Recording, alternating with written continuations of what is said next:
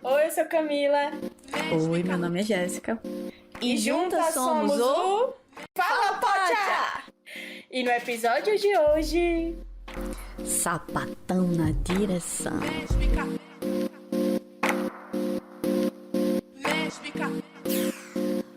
Durante a pesquisa para o projeto do podcast, a gente se deparou com uma escassez muito grande de filmes comerciais com essa temática. Por isso, no nosso primeiro episódio, escolhemos duas cineastas que curtimos bastante. Dee Reese, roteirista e diretora estadunidense, que já dirigiu 4 longas, dentre eles Bessie e O Paria, que foi o seu primeiro longa-metragem. E é o filme que vamos focar nesse episódio. Hoje também vamos falar sobre a Celine Sciamma, que é também roteirista e diretora. Ela dirigiu também 4 longas, elas são muito parecidas. Um deles é um filme que todo mundo tem no coração, que é Tomboy. Mas hoje a gente vai focar no Retrato de uma Jovem em Chamas, que é seu último filme e foi premiado ano passado em Cannes. Um desses filmes que a gente selecionou foi Paria, da Dee Reese. É sobre a história de uma jovem que está se descobrindo no mundo. Ela tem 17 anos e é bem a fase de descobertas, não só da sexualidade, mas como o que é a sensação de pertencimento nesse espaço, nessa comunidade que ela vive. O que eu acho mais fascinante é uma história americana, no Brooklyn, só que não necessariamente essa história se prende a lá, tá ligado? Tipo, uma jovem brasileira, uma jovem francesa pode ter uma realidade muito parecida numa família classe média, com pais religiosos e tal. Isso que eu acho mais fantástico. Em resumo, é sobre isso, é sobre descoberta, sobre se entender no mundo. Eu queria saber pra você qual foi sua sensação ao assistir o filme. Depois eu começo a comentar algumas curiosidades sobre ele. Algo se conectou, assim, algo fez sentido pra mim quando eu vi da primeira vez, mas aí também depois nunca procurei de novo o filme pra assistir. E aí agora na quarentena, antes da quarentena, eu esbarrei com uma palestra da Dee Reese. Uma amiga me passou e ela falando sobre roteiro, falando sobre como ela constrói os personagens dela. E aí, fui assistir o filme de novo e foi outra experiência completamente. Tipo, depois de eu ter passado por vários processos, quando eu assisti a primeira vez eu não tinha vivido o que eu já vivi, então foi realmente uma experiência muito bacana de reencontrar esse filme. Agora, indo um pouco pro lado técnico, uma coisa que me surpreendeu muito, mas que eu tinha sentido, mas não tinha interpretado dessa forma, foi quando as cores do filme vão mudando, assim, da parte da fotografia mesmo, com relação dessas cores que ela vai se descobrindo nela também. E, tipo, tem muita essa relação com o arco-íris, isso eu acho fantástico. E, tipo, principalmente o rosa é quando vai chegando mais pro final que ela finalmente se encontra. Então, tipo, tem um rosa que é aquela cor exatamente do cartaz principal do filme de Paria. Eu acho isso Sim. fantástico, esse trabalho de cores pra ter essa ligação com sentimentos. Aí outra coisa que eu achei sensacional, e eu não sei se é uma coisa que ela traz do lado pessoal dela, mas eu achei muito bonito a forma que os homens no filme têm um lado sensível, sabe?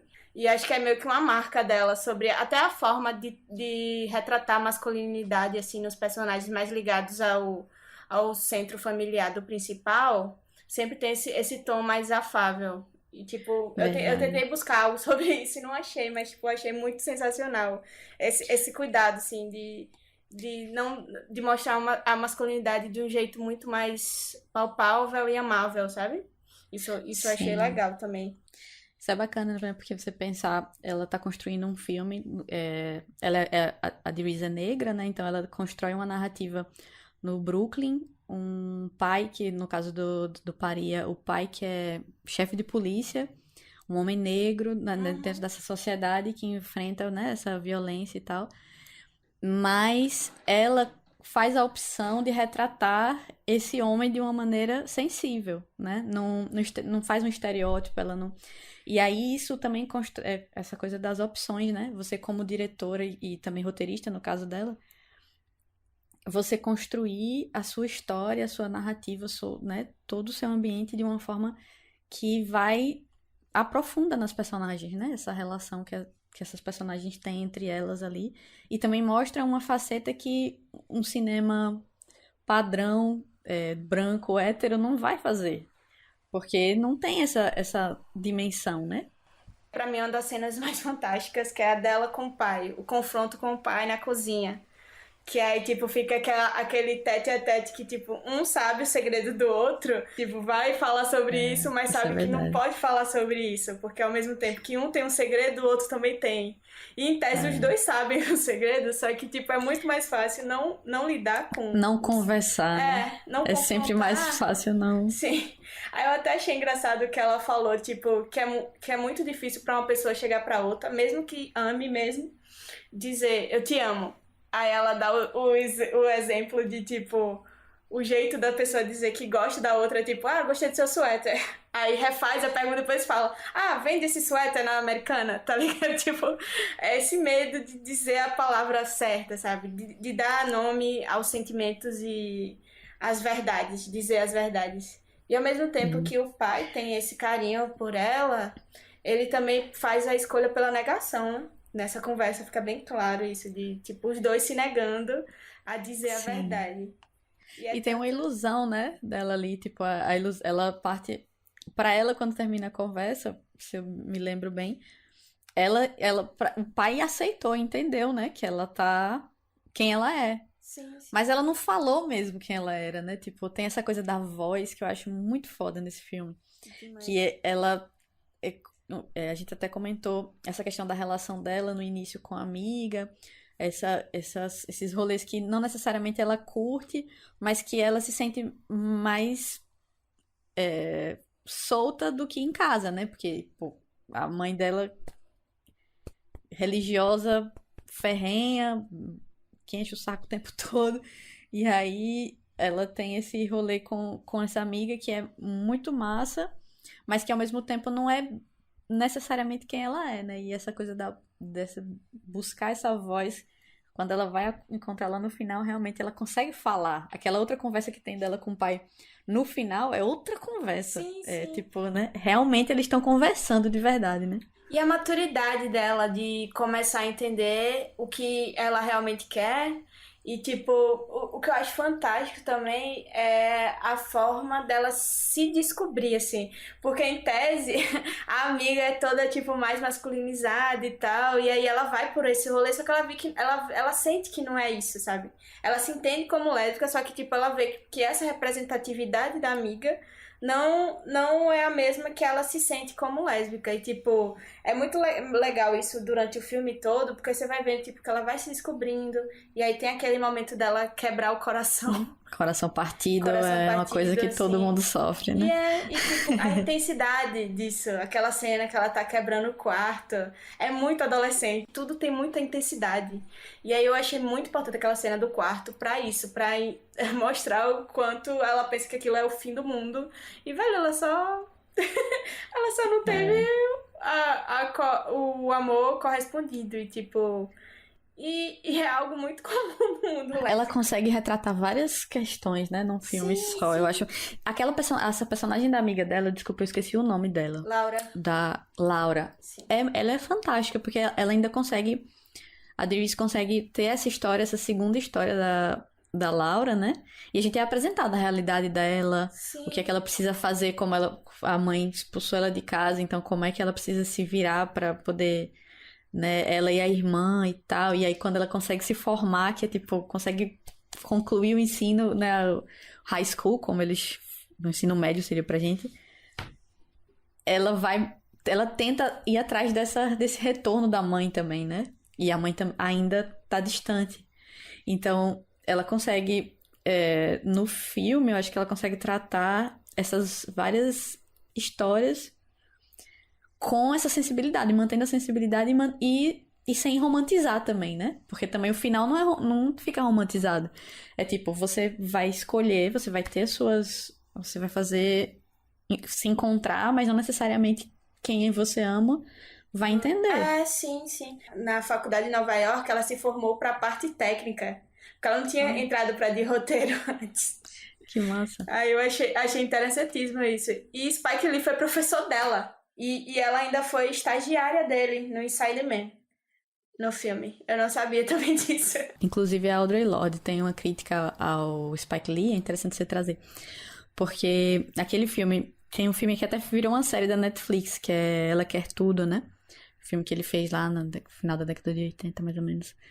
E muitas feministas do movimento feminista negro criticavam o filme, criticam o filme até hoje, porque ele faz uma representação da mulher negra e dessa personagem que é uma mulher negra que tem sua sexualidade bem resolvida, só que ele trata e constrói como se ela fosse tipo uma construção de promiscuidade, né? Ela, inclusive, no filme tem uma parceira durante o filme, só que ele usa isso como se fosse como se fosse só vou dar uma variada aqui, né? Como se ela usasse a sexualidade, o amor, a relação com outra mulher, como algo pra limpar, pra poder depois voltar pra ter relações com homens e tal.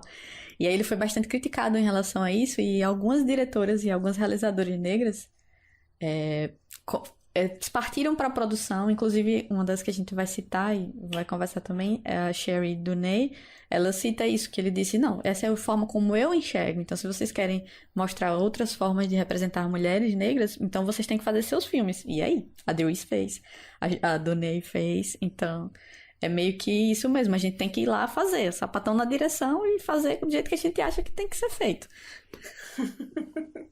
Exatamente. E, velho, aí você entende o quanto que é importante pra, tipo, cineastas negras terem Dee como um símbolo de representatividade, Tipo, eu tava vendo, com Moonbound, ela foi a primeira roteirista negra da história a ser indicada por um Oscar, pô. E, tipo, além disso, Sinistro, né? no Tipo, Oscar também, a primeira mulher na fotografia a ser indicada foi por causa de Moonbound também. O que é absurdo, tipo, Moonbound é de 2017. a gente tem registro no início, né, no cinema do 20, 30, tinha muitos realizadores, muitas roteiristas, mulheres e muitas diretoras. Então, só pra concluir, eu vou só dizer uma frase do final do filme que eu achei fantástica. Não estou fugindo, estou escolhendo. E realmente Paria trata sobre isso, sobre escolhas e o que é que volta pra você através dessas escolhas. E é isso, eu acho. Falamos muito sobre Paria, agora vamos para Celine Sciamma.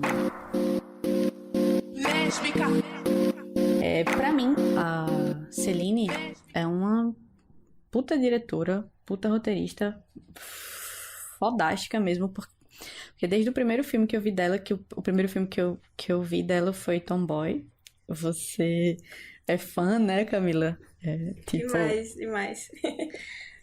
E quando eu vi o filme também, tipo, não me liguei no nome da diretora, não me liguei em procurar outras coisas dela. E aí, quando saiu o Retrato de uma Jovem em Chamas, e eu assisti o filme a primeira vez, porque eu já assisti mais 5 vezes depois ou mais, trechos e tal. Cada vez que eu assisto, cada vez que dá a sensação de que você vai encontrando mais coisas, mais, né, sutilezas e escolhas, né? Tudo parece muito bem encaixado no filme. Mas pra mim o que eu acho mais importante trazer esse filme é como ela constrói essa relação entre as mulheres no filme. Não só entre a Marianne e a Heloise, que são as personagens principais, mas as 4 mulheres que estão levando essa história, né? E é bem interessante como ela escolhe construir essas relações, da mesma forma como a Dewis faz nessa exposição do masculino e nessas relações, a Celine constrói relações que são horizontais, vamos dizer assim. Mas não seria só horizontal, mas essa é uma troca que não... Ela mesma coloca assim, que são relações que não têm hierarquia. Por mais que você, dentro daquela história, você tem a Marianne, que pra quem viu o filme ou não viu ainda, acho que é inevitável ter spoiler. Spoiler, né? Mas a Marianne, que é uma pintora, ela é retratista, né? Como eles chamavam na época também.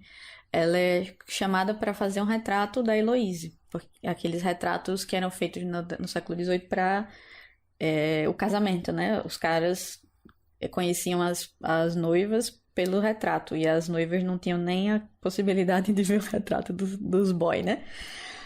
E aí ela é chamada para fazer esse retrato, só que tem um problema, né? Tem uma questão. A Heloise, que vai ser a modelo, ela não quer ser retratada, justamente porque isso vai levar ao casamento que ela não quer.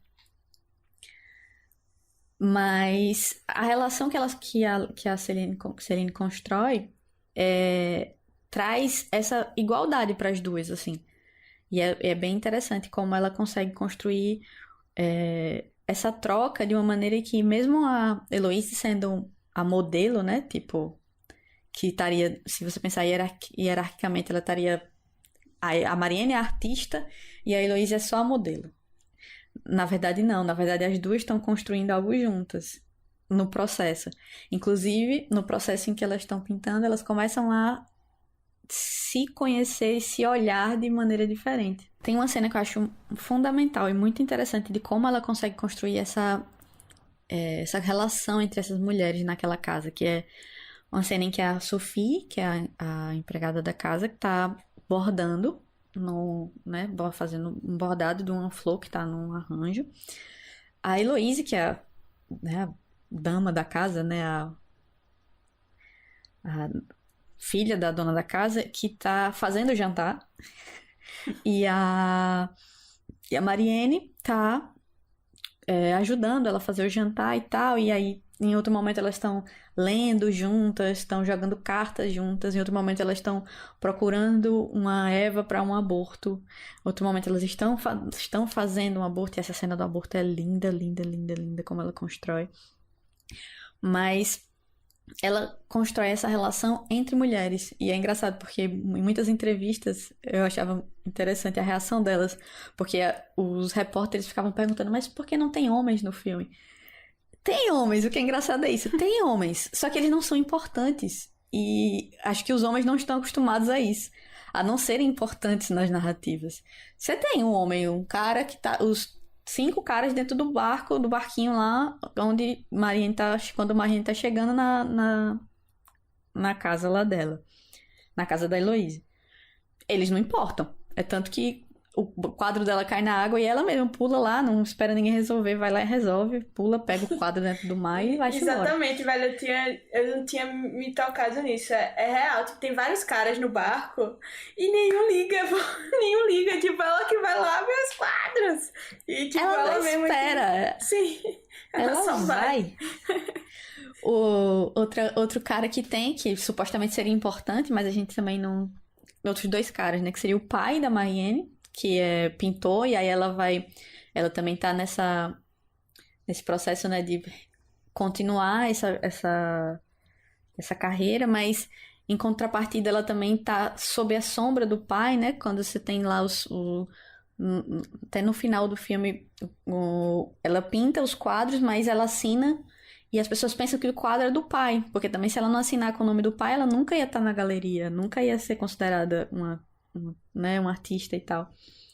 Isso é foda, e eu acho que também foi um dos pontos que a Celine tentou trazer, essa coisa dessa invisibilidade dessas artistas durante os séculos, né? A gente tem aquela conta que é foda, que é 90% dos quadros que estão nos museus tem mulheres seminuas ou nuas pintadas, mas você não chega a 10% dos quadros que estão nos museus serem pintados por mulheres. Então a gente é tema, mas a gente nunca é a artista por trás daquilo, a artista que construiu aquilo. Então, mais uma vez, você pega uma diretora que vai trazer esse olhar, essa construção de uma história que tira a gente, nós mulheres, e no caso mulheres lésbicas, dessa invisibilidade, né? Ela vai botar a gente no que é nessa história principal e nessas relações, nessa construção de uma relação nova. E outra coisa que eu acho bacana, você falando dela como pintora, é que mesmo pra época, ela é muito independente. 2 vidas completamente diferentes, né? Heloise sendo preparada pra casar e Marianne que é livre. Porque, assim, o primeiro retrato que a Marianne pinta da Heloise Ela pinta e ela decide que vai mostrar pra ele, pede permissão, né, pra mãe da Heloise pra mostrar pra ela primeiro. E a primeira pergunta que a Heloise faz é quando vê o quadro, né? Ela diz: sou eu? É assim que você me vê, né? Ela questiona. Porque realmente ela fez. E aí é engraçado porque a Marianne responde: não é só como eu vejo, são as convenções, existem regras de como se pintar, né? Já num tom, né? Ela já tava ficando, né, chateada ali, porque a outra tava questionando a arte dela. Mas é justamente aí, nesse momento, em que a própria Heloise traz um ensinamento, eu acho, sobre arte mesmo, pra Marianne e um pouco também pra gente que tá vendo. Que não é só você reproduzir as convenções. Essas convenções foram criadas por homens hétero, homens que estão aí no poder há muito tempo. Então não é só você fazer o filme, é você pensar em como fazer isso de um jeito diferente. No caso da obra de arte, como é que você bota o seu olhar naquilo, naquela pintura que a Marianne tá fazendo. E aí meio que ela vira de musa, a Heloise sai do ponto de musa e vira mentora um pouco desse processo artístico da Marianne, né? Porque ela vai e ela questiona e ela, não, tá bom, eu vou posar. E aí, nesse processo, né? Já estavam ali nessas trocas de olhares, todo mundo já tava assim, afim de um Paranauê. E a mãe dá um respiro de 5 dias, aí agora vai rolar. A gente já tá 50 minutos esperando. Nossa, essas mulheres se olhando. É muita ansiedade esse filme. Essas mulheres se olhando, essas mulheres se, né, toda num processo. E aí chega nessa transição e aí aquela cena maravilhosa daquelas mulheres na fogueira, aquelas bruxas cantando. É lindo demais. E você tem uma mudança do filme. E é quando Heloise realmente vira essa mentora, inclusive puxando a Marianne pra olhar pra onde ela não quer olhar. Tipo, aquela cena do aborto que ela faz, olha, olhe pra isso. E depois vamos pintar isso. Então, essa mulher encontrando esse olhar. E pra mim, no caso da Paris, ela tava buscando essa voz, né, essa expressão, e a Marianne também, nesse sentido, esse olhar e pra essa expressão artística que ela vem trazendo depois. Não adianta só fazer o filme, não é só fazer o filme, você tem que exercitar essa forma de olhar que é diferente, porque a gente assiste filme heteronormativo a vida toda. A tendência da gente é reproduzir. O cérebro é a coisa mais preguiçosa que existe. Então a gente vai reproduzir o que a gente já conhece, o que a gente já sabe. Ela, com esse filme, traz pra dentro da história esse exercício desse olhar que a gente precisa fazer pra obra de arte e pra gente como artista também. Eu acho muito foda essa construção dela. E outra coisa que eu acho muito bonito é a sensação de finitude que as duas personagens sabem que tá acontecendo, sabe? A cada momento que vai chegando perto do momento de Marianne voltar, as duas sentem isso, tipo... E isso que eu acho massa também, esse jogo do silêncio, delas se olharem e, tipo, saberem que é finito esse amor e essa paixão que elas sentem, sabe? Tipo, ter essa sensação e não deixar de ser menos orgânico e intenso por isso, sabe? Tipo, elas sabem, mas elas vão se entregar. Tipo, é isso, e tô apaixonada, eu vou curtir você e vai, sabe? Isso e pra elas não tinha depois, né? Não tinha, tipo, a chance de um depois. Não tem Facebook e Instagram pra você procurar. É século XVIII, minha gente. Você vai ver a pessoa num quadro depois de sei lá quantos anos. Duas coisas bem interessantes do filme, que eu vendo entrevistas e tal, da Celine falando sobre a construção do filme. Uma é que, tipo, no cinema, né, pra quem não é familiarizado, no cinema não necessariamente as cenas são gravadas na ordem que tá no filme. A produção vai escolher o melhor jeito de filmar considerando as condições. Então, no filme, no Retrato da Jovem Chamas, as cenas que foram filmadas primeiro são as cenas externas, porque elas filmaram na Nova Inglaterra. E aí todas as cenas externas foram gravadas. Então, a primeira cena dela correndo, caminhando, a cena dela entrando na água, a cena de um abraçando a outra, chorando, né, pedindo desculpa, porque a mãe dela já vai voltar e elas não podem ficar assim, né, brigadas e tal. Todas essas cenas, beijo também, foram com cenas construídas, filmadas antes. E aí o pessoal pergunta, né? Como é que você conseguiu dar essa intensidade certa? Porque elas não tinham passado por todas as outras experiências do filme para chegar até um ponto, né? E aí a diretora disse, não, a gente trabalhou com um sistema de gradação dessa emoção, né? De 1 a 10, nessa cena, na cena do beijo, a intensidade, a tensão dessa cena é 5, é 6, é 7, é 8. E aí as atrizes iam reagindo e construindo essa cena, essa interpretação, a partir dessa numeração. Eu achei bem interessante isso. Porque dá você pensar como o cinema é um processo muito interessante, porque você tem que saber muito, tem que ter muita noção do que é que você quer construir, mas também tem que ter muito espaço para essa construção coletiva, né? Que é uma das coisas também que as atrizes falaram muito sobre o filme, porque a Celine promoveu um espaço horizontal, assim, ela fez o roteiro e direção, mas dentro do set, também com a maioria de pessoas, de líderes de setor, né? Direção, fotografia, som, mulheres. Então ela promoveu um diálogo entre todos esses processos, mas a construção era muito orgânica também. E outra curiosidade é sobre essa cena da fogueira, onde acontece o que é o tema do filme, né, e do quadro que a Mariane pinta, que é quando o vestido da Heloísa pega fogo. Que elas estão numa reunião entre mulheres e essas mulheres começam a cantar um canto, não é lírico, mas um canto em latim, e elas começam a cantar em um canto lírico, mas vamos ouvir um pouquinho o canto primeiro.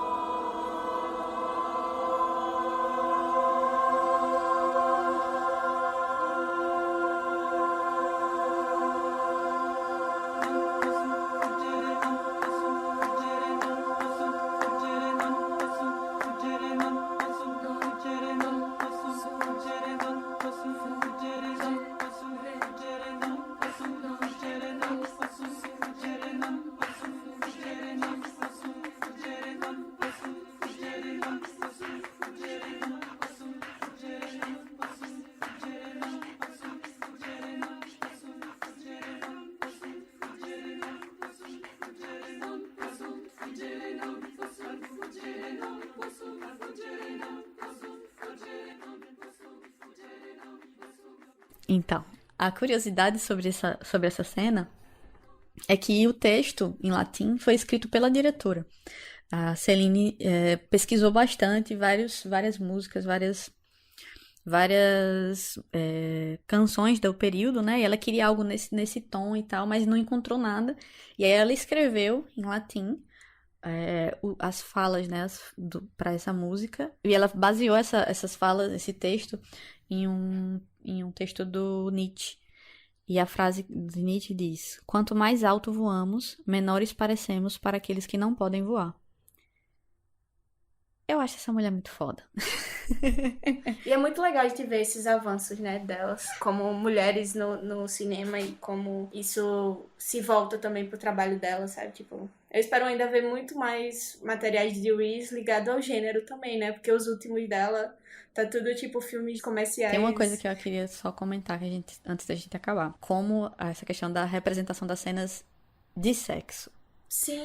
Como essas diretoras escolhem tratar esses corpos dessas atrizes não sendo só corpos. Sim, né? sim. Como elas filmam essas cenas e como elas precisam e constroem um olhar diferente. Porque no caso do Retrato no Jovem Chamas, a Celine recebeu várias críticas dos franceses, é engraçado ela falando nas entrevistas, que os franceses acham o filme sem graça, porque eles acham que, primeiro, pra mim, a minha experiência é assim, eu assisti o filme uma vez e eu lembrava que tinha uma cena de sexo. Só que é engraçado porque a noção que a gente tem de cena de sexo no cinema, ela é bem assim, tem que ser a questão do sexo explícito, né?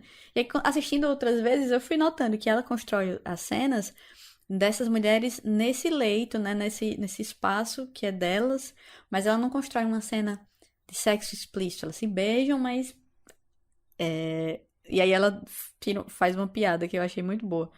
Porque ela transporta essa questão da penetração, do que se espera pra cena de sexo, que seria essa penetração, no caso, pra uma cena muito sensível, muito bem construída, com uma pomada, né? Nessa fogueira que ela tava com aquelas mulheres, a Heloise comprou um produto meio que alucinógeno que você usa na axila. E aí ela faz um close de um dedo na axila. E isso é tão erótico e tão sensual. E como ela constrói a cena é tão maravilhoso. E aí ela brinca, a brincadeira que ela faz é a seguinte, ela faz, em muitos filmes você vai ver sugestões de penetração, mas no meu você tem dedos penetrando uma axila. Então, realmente tem ela diz, pra mim fazer uma cena de sexo é que nem fazer sexo. Você pensa, o que é isso? Talvez funcione. É bom, gostei, tá ficando legal. Então é assim que funciona a construção. Eu achei muito maravilhoso esse olhar dela. E o que eu acho mais fantástico nesse nosso contato com cineastas, mulheres e cenas de sexo é que realmente a mulher em cena não está como um objeto de prazer para quem vai assistir, sabe? Você precisa deixar claro o que está acontecendo. E as duas souberam fazer muito bem isso. E aí você vê como é importante a gente ter histórias de mulheres para mulheres contadas por outras mulheres, sabe? Tipo, a vivência importa muito na forma de construção de cena também. Exatamente. E como é importante homens héteros, homens gays, assistirem filmes dirigidos por mulheres e que tem essas personagens, porque é esse processo de identificação. Tipo, a gente foi obrigada há muito tempo a assistir e se identificar como personagens héteros, homens no cinema. E aí está na hora também dos homens assistirem e se identificarem e se sensibilizarem com esse olhar, esse outro olhar, que não é, tipo, natural, não é porque você é mulher que você vai dirigir um filme e vai ser, não é, mas é um exercício tanto para quem tá realizando quanto é um exercício para quem tá assistindo. Eu acho muito muito importante isso, assistir mais filmes dirigidos por mulheres, assistir filmes dirigidos por pessoas queers, assistir filmes dirigidos por pessoas negras, assistir filmes e filmes variados, pra gente poder, né, limpar esse olhar heteronormativo da nossa vida.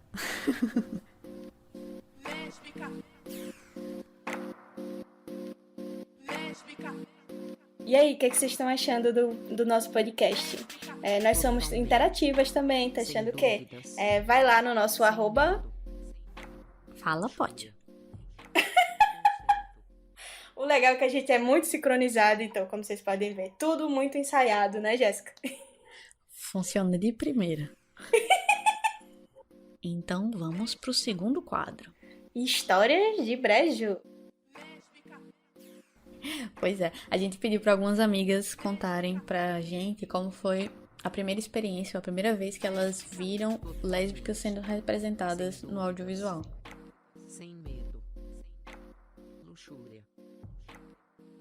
Então, eu venho de uma geração que pegou os dois mundos, né? O analógico, o digital e a transição entre eles.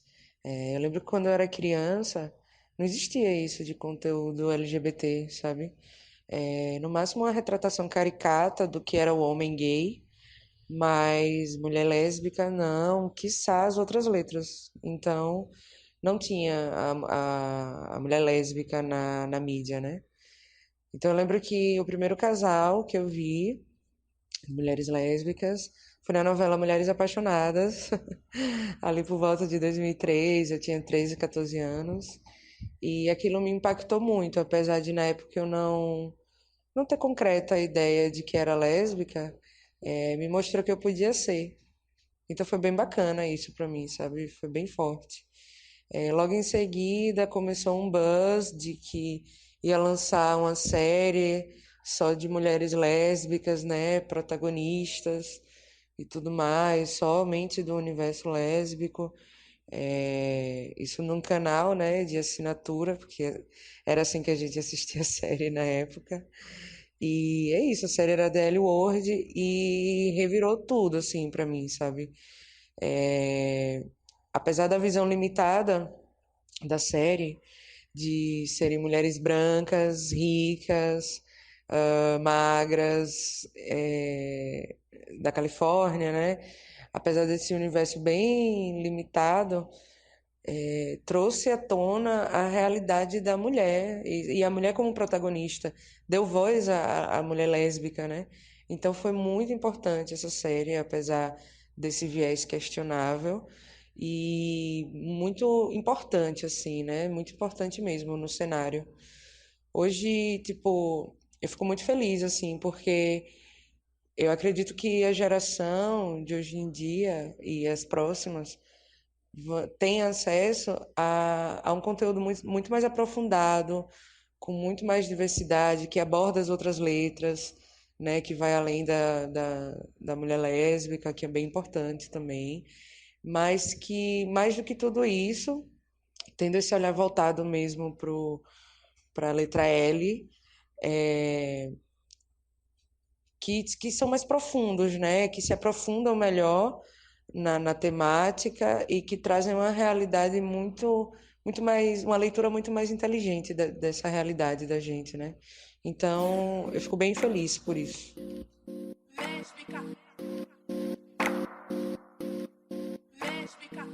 Valeu, Lila, pelo áudio. A gente adorou ouvir. E eu acho que o mais louco é isso. Eu acho que pra muitas meninas o primeiro contato, e eu acho que por isso que é um grande marco, assim, no audiovisual mundial, é da Ellie, né? Tipo, uma coisa que eu percebi que vocês vão ver nos próximos áudios também, das outras meninas, é que todas, de algum modo, ou o primeiro ou o segundo contato foi com The Ellie, tipo... E realmente eu percebo que foi uma série muito importante pra mim também, na época. Só que eu queria saber pra você, qual foi seu primeiro contato com sapatões no audiovisual? Me fala aí. Ah, então. Quando a gente começou a discutir o quadro, eu fiquei bem na dúvida, assim, porque eu fui vasculhar a memória e tal, e eu fui percebendo que, por exemplo, no caso das Mulheres Apaixonadas, né, que é também muito citado e tal, eu acho que era tão sutil, tão sutil, tão sutil, mas as pessoas faziam tanto enxame que praticamente nem era, né? Tipo, praticamente tipo assim. Não, Sim. assim, elas se olham. Oh, né? Poxa. Aí tem um beijo lá no final da novela e você fica esperando mais, E né? Você fica o querendo beijo foi acompanhar. ocultado, né? Tipo, meio que elas se juntam, apaga a luz. É um negócio assim, se eu não me engano. E, tipo, realmente, eu vi isso e não me causou nada, porque eu não entendia que era isso. Exatamente. Eu não entendi que isso é ser sapatão, sabe? Tipo, é não poder beijar. Parecia isso, não É pode meio que beijar. isso, é. A nossa Mas pra construção. mim, o que eu acho louco é que ninguém nunca citou esse filme. Eu nem sei se você chegou a ver. Se prepare pra breguice. É filme brega, é filme brega. Era um filme que passava sexta, dias de sexta, assim, no SBT, tarde da noite. É Fêmea Fatal, do De Palma. 2002 o filme. Sim, Tipo, conheço. velho, eu tinha 14 anos. Eu lembro exatamente de eu assistindo. Aí tem uma cena. é, ela tá numa cena que ela vai roubar as joias que é a roupa da mulher. E aí, tipo, aquela cena foi a primeira vez que eu vi um beijo lésbico, sabe? Tipo, eu lembro de ter meio que bugado, assim, tipo, mulheres fazem isso, sabe? Eu tinha 14 anos, pô. Deli foi muito mais velha. Foi tipo, eu já tinha 17 anos. Velha, muito velha, assim, Muito com velha, já 17 era mais anos. velha, assim. Só que o bom do Deli, tipo, eu acho que foi mais importante pra eu me aceitar e ver que, tipo, mulheres amando outras mulheres foi muito importante, sabe? Tipo, mesmo agora, eu reassistindo, quase 10 anos depois, mais 10 anos depois, eu Sim. reassisti no começo do ano, por causa da volta. E aí eu vi várias problemáticas, pô, mas querendo ou não, é uma série de 2003. Se eu não me engano, dela é 2003, 2004. E aí, tipo, faz faz faz sentido, sabe? Tipo, ter as problemáticas, porque realmente elas estavam se desconstruindo também e tal. Mas eu acho que são esses dois, assim, muito importante. Na verdade é porque tipo, realmente as discussões que a gente tem hoje, né, são bem mais são múltiplas, né, na verdade. E aí é isso, eu lembrei de um filme que eu assisti também nessas madrugadas da vida, tipo, que foi Meninos Não Choram. Quando eu assisti Meninos Não Choram, eu não tinha noção nenhuma dessa questão da personagem, do personagem principal ser um jovem trans, né? A atriz que faz não é, né? Esqueci o nome da atriz. A atriz que faz o personagem principal não é queer, então tem várias problemáticas, mas eu lembro de ter assistido o filme e ter pensado, nossa, como é difícil ser assim, né? Acho que eu não quero ser assim, não. É importante, tipo, a gente ver como é essa dinâmica, né? Tipo, ver representações de como é essa dinâmica de existir assim, sendo quem a gente é. E aí, uma das coisas, um produto audiovisual que não é um filme que eu queria trazer, que foi muito importante pra mim, que foi um stand-up da Hannah, que tá aí na Netflix, que é Hannah Gadsby, que ela é uma comediante neozelandesa. E ela falou uma frase muito foda, que eu acho que tem muito a ver com essa coisa da visibilidade, e que mexeu muito comigo. Que ela disse que aos 12 anos ela sabia mais fatos sobre unicórnios do que sobre lésbicas. E eu deixo claro aqui, ela falando que não existem fatos sobre unicórnios, porque unicórnios não existem. Sim. Então, como assim você sabe mais coisas sobre unicórnios do que sobre lésbicas? E ela mora num país em que até os anos 90 era crime você ser homossexual. E aí ela fala no programa, né, nesse episódio, nesse stand-up dela, que ela precisou desconstruir isso muito nela. Então, pra mim, foi muito isso, esse processo de assistir obras audiovisuais que retratam mulheres lésbicas nas suas vivências e como isso faz com que a gente se enxergue, como isso faz com que a gente entenda como é que a gente pode existir da nossa forma, né, nesse mundo. Eu acho muito foda isso. Lésbica. Tá na hora da dica. Lésbica. A dica de hoje é o livro A Menina Submersa, da escritora americana Kate Kearney. Lésbica. Conta a história de uma jovem que tem esquizofrenia.